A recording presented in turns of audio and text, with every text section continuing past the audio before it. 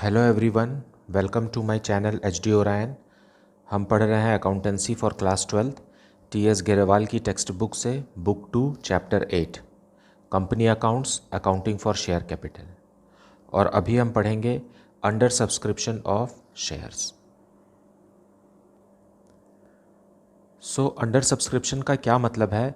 इसका मतलब है कि जब कंपनी शेयर प्रपोज करती है, ऑफ़र करती है पब्लिक को ख़रीदने के लिए और पब्लिक ऑफर्ड शेयर से कम शेयर खरीदती है तो उसे कहते हैं अंडर सब्सक्रिप्शन।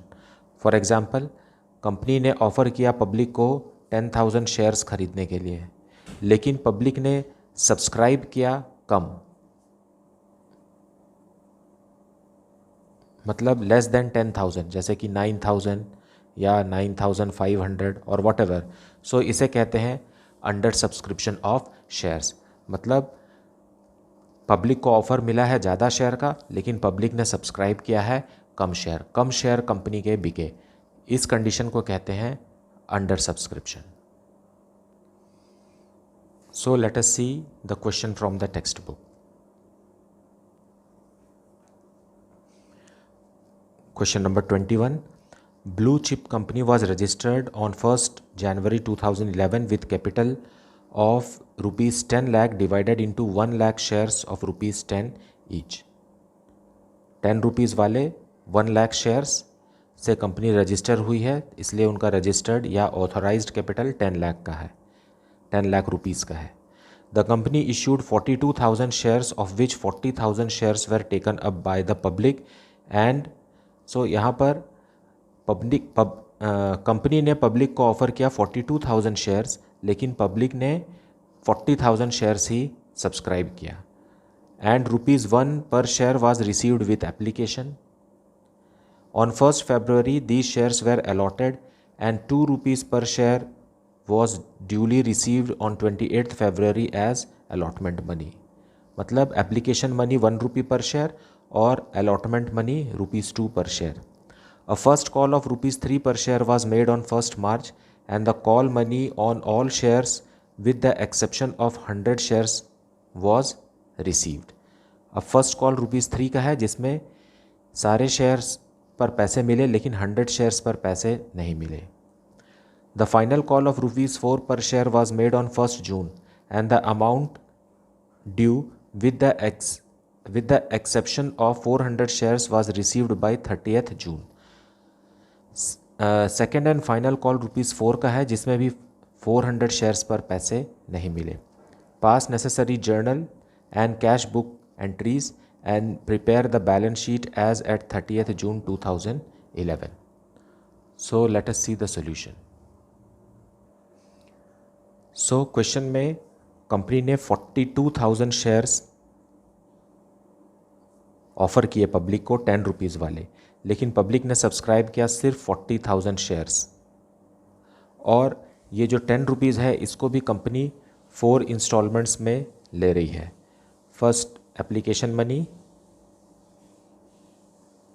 एप्लीकेशन के समय ₹1, allotment money ₹2, then first call money ₹3 and second and final call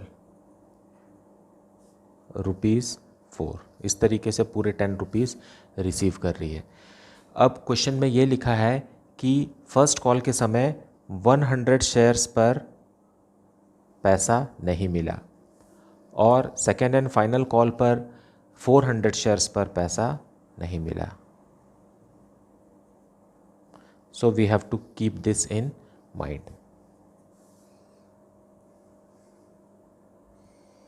now solution 21 in the books of blue chip limited cash book. क्योंकि क्वेश्चन में कैश बुक बनाने बोला है, इसलिए शुरुआत कैश बुक से होगी, क्योंकि एप्लीकेशन मनी बैंक में रिसीव होता है और कैश बुक में सारे बैंक और कैश ट्रांजैक्शंस रिकॉर्ड होते हैं जो कि जर्नल में नहीं होंगे। ये कैश बुक है, ना कि कैश अकाउंट है, इसलिए यहाँ जो एंट्री रिकॉर्ड होगी उसकी कोई जर्नल एंट्री नहीं होगी। So on 1 January 2011 1111 to share application account.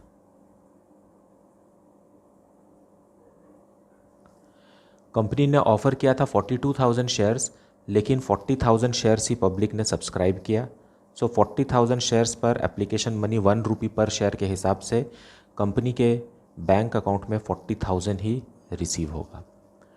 अब इस एप्लीकेशन मनी को जर्नल एंट्री में ट्रांसफ़र की एंट्री करेंगे। So journal 1/1/2011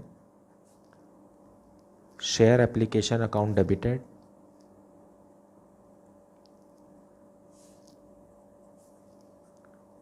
to share capital account 40,000 being application money transferred।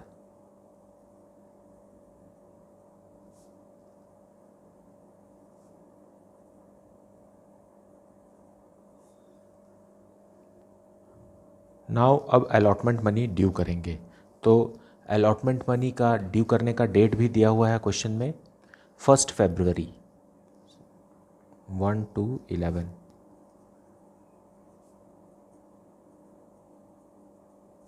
Share allotment account debited to share capital account 40,000 shares पर 2 rupees के हिसाब से 80,000 rupees is due, being allotment money due.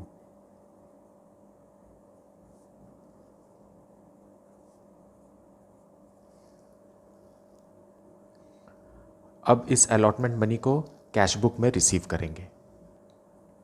सो 28 फरवरी को receive हो रहा है to share allotment account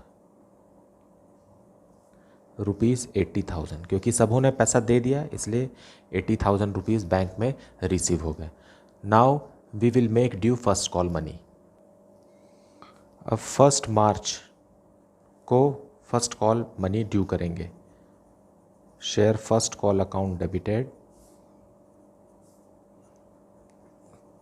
to share capital account. Shares तो 40,000 ही हैं, लेकिन फर्स्ट कॉल मनी है ₹3 each, 1,20,000 due, being first call money due.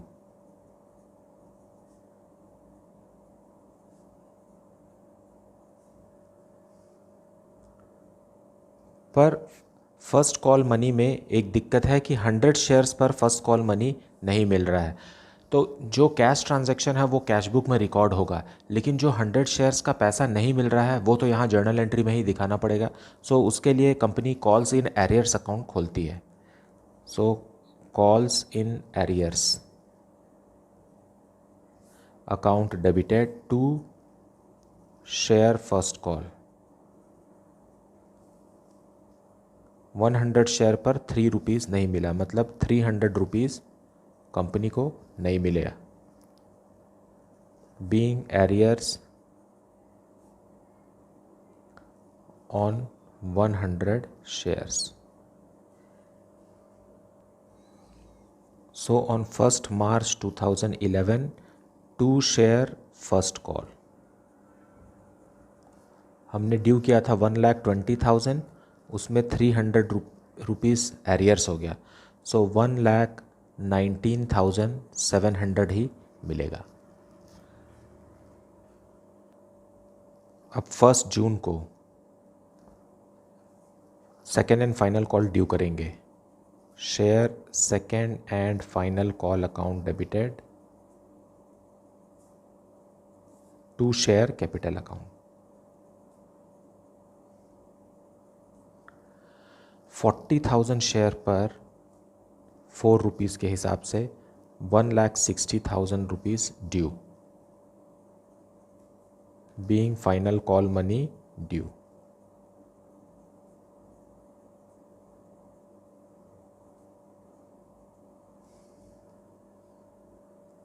लेकिन फाइनल कॉल में भी 400 शेयर्स पर पैसा नहीं मिला, तो जो पैसा नहीं मिला उसके लिए एरियर्स अकाउंट यहाँ पर खोलेंगे।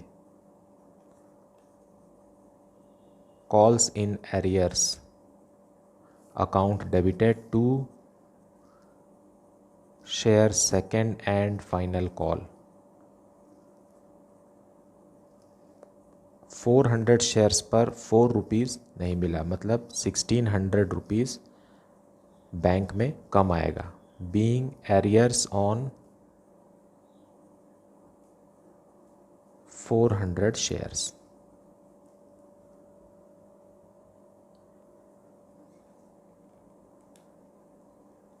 To share second and final call.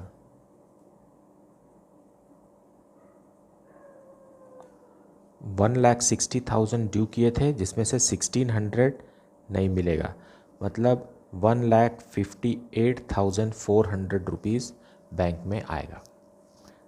Now we will close this on 30th June by balance closed down. So grand total is 3,98,100.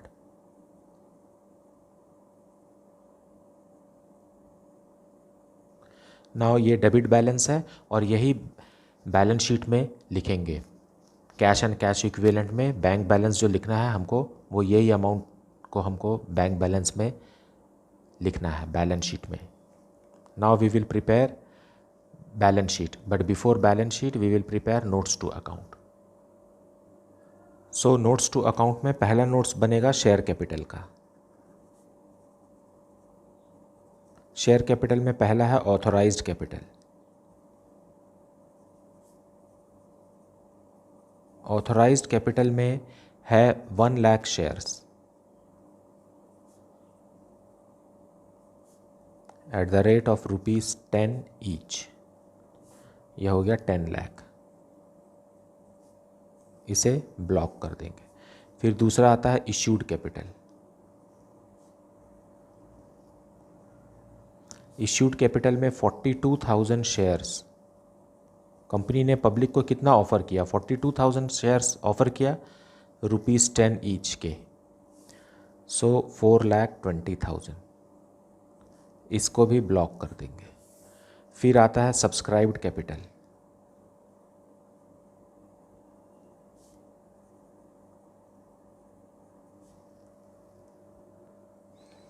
सो इसमें लिखेंगे subscribed and fully called up and paid up में आएगा 39,600 shares at the rate of ₹10 each।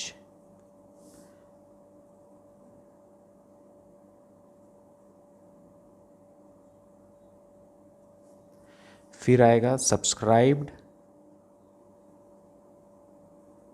But not fully paid up में आएगा 400 shares at the rate of ₹10 each.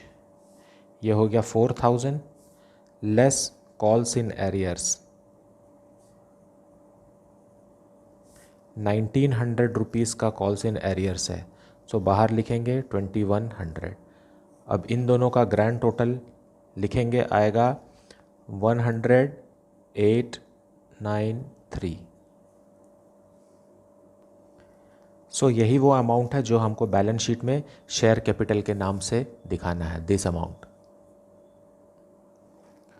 अब दूसरा note बनेगा cash and cash equivalent.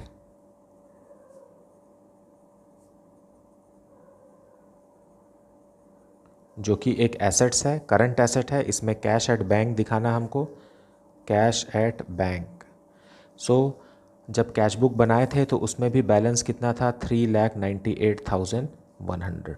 So this is our notes to account. अब इसी information को हमें बैलेंस शीट में दिखाना है। सो schedule 3 part 1 of the companies act 2013 के हिसाब से कंपनी का बैलेंस शीट एक वर्टिकल बैलेंस शीट होता है, जिसमें पहले इक्विटीज़ एंड लायबिलिटीज़ में सारे लायबिलिटीज़ को लिस्ट किया जाता है, फिर उसका ग्रैंड टोटल, फिर उसी के नीचे सारे एसेट्स को लिस्ट किया जाता है एक सीक्वेंस में, ऑर्डर में, और फिर उसका ग्रैंड टोटल। तो यहाँ जितनी जानकारी है उसके हिसाब से हमारे पास सिर्फ शेयर कैपिटल है और कैश एट बैंक है। सो शेयर कैपिटल जो कि हमने नोट्स टू अकाउंट 1 में बनाया, उसमें अमाउंट था 3,98,100। सो बस यही आइटम है जो हमको बैलेंस शीट में अभी दिखाना है। और एसेट्स के तरफ भी कैश एंड कैश इक्विवेलेंट में कैश एट बैंक भी उतना ही है, ये नोट 2 है। सो 3,98,100।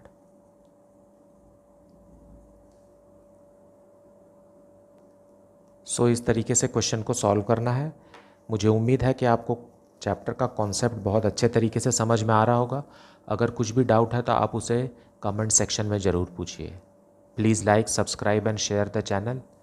Thank you so much for watching.